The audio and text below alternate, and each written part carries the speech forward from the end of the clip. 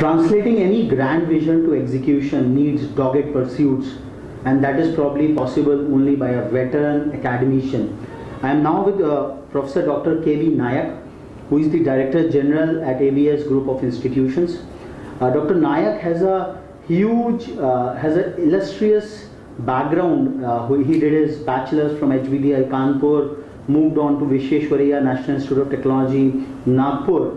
From there he got posted in a central R&D laboratory, where he got influenced by the teaching environment at IIT Mumbai, which inspired him to join as a lecturer back to his alma mater at HBDI Kanpur. From there he moved on to pursue his PhD at IIT Kanpur.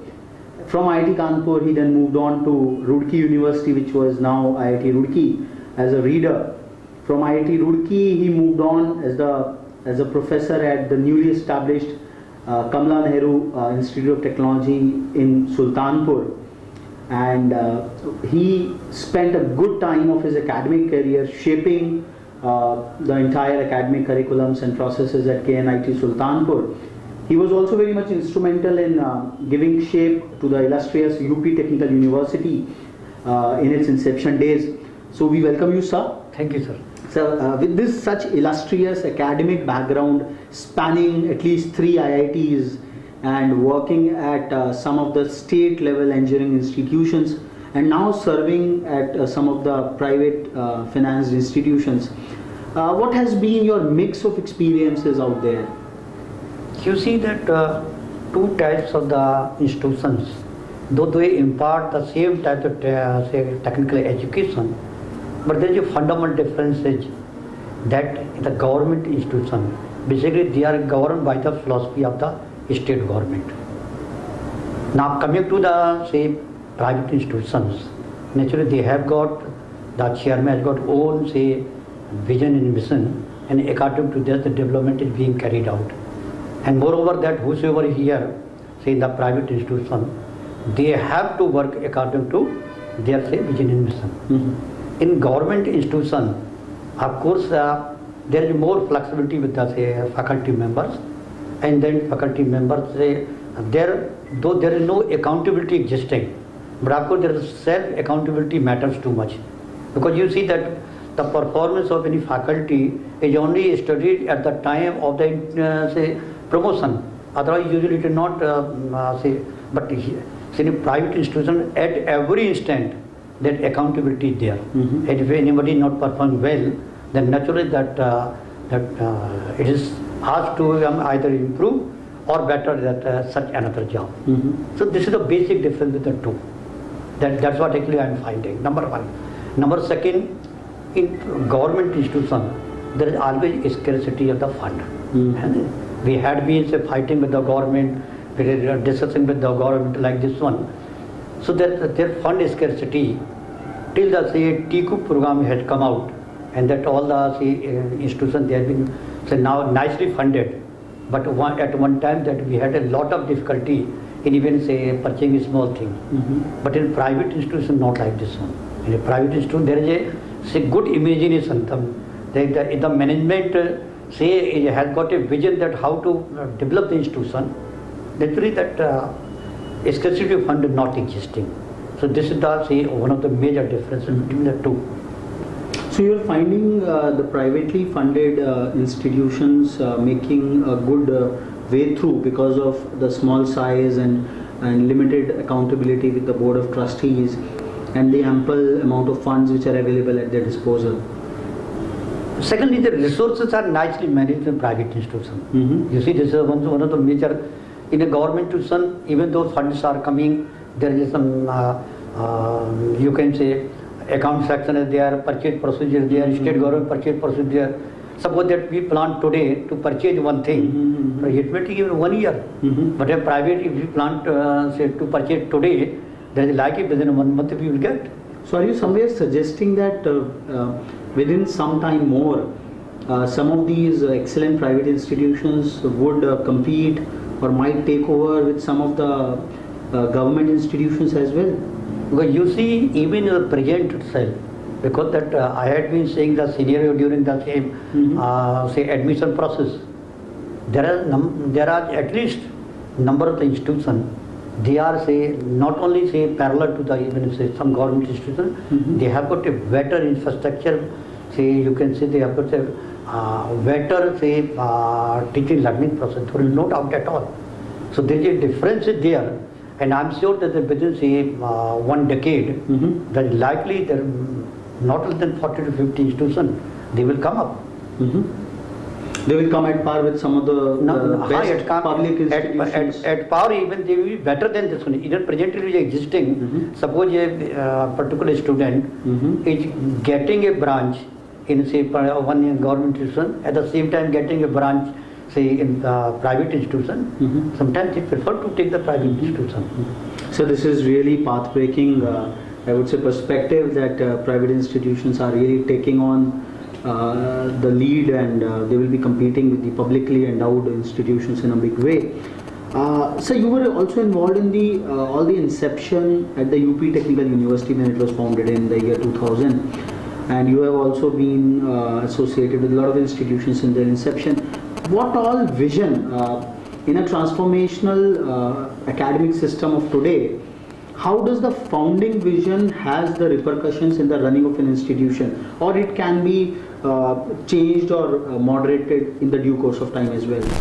Okay, you see that when this UP Technical University was established, I think there were not too many colleges. Around 30 or 35 colleges were there at that time, because though the state government that permitted private institutions to come up in 1995 itself. Okay. But only the few say private institutions were there.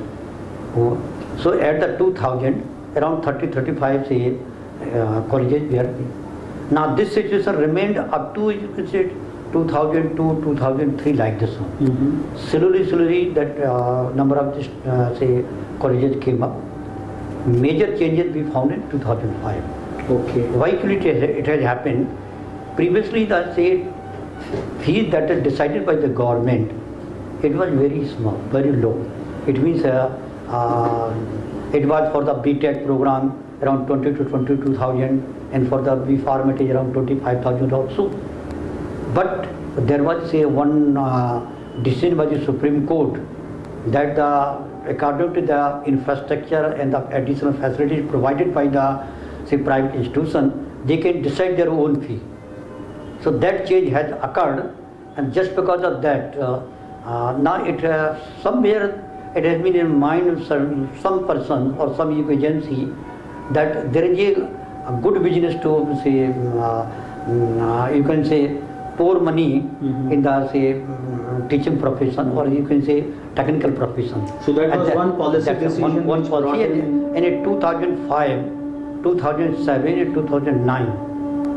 In the 3 say years, a large number of the say institutions say established, and there has been too much mushrooming. Basically, mushrooming started from 2007 say onward, but 2009 it has been too much mushrooming.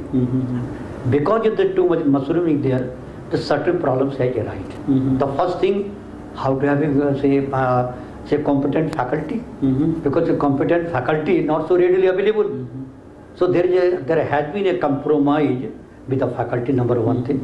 Secondly, because number of institutions without having any vision, they just started.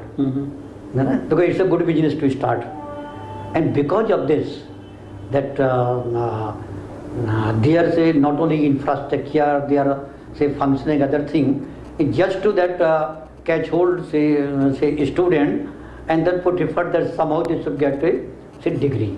That is the thing. So basically the institution, those were from 2000 to 2004, like I should say, number of institutions became the brand institution. Why? Because they poured money with a good intention. So they became the brand institution, the name. And the institution which came up in the 2009 or 2007, there has been a problem to have a good student. So they had to say dependent only whatever getting. So now getting a poor student, there is a poor teaching learning process, this is poor infrastructure.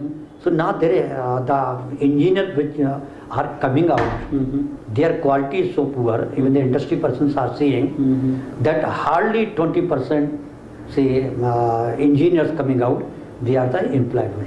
So where would you place the ABS IT group of institutions where we are sitting today in this entire league of institutions delivering technical education across the state of Uttar Pradesh?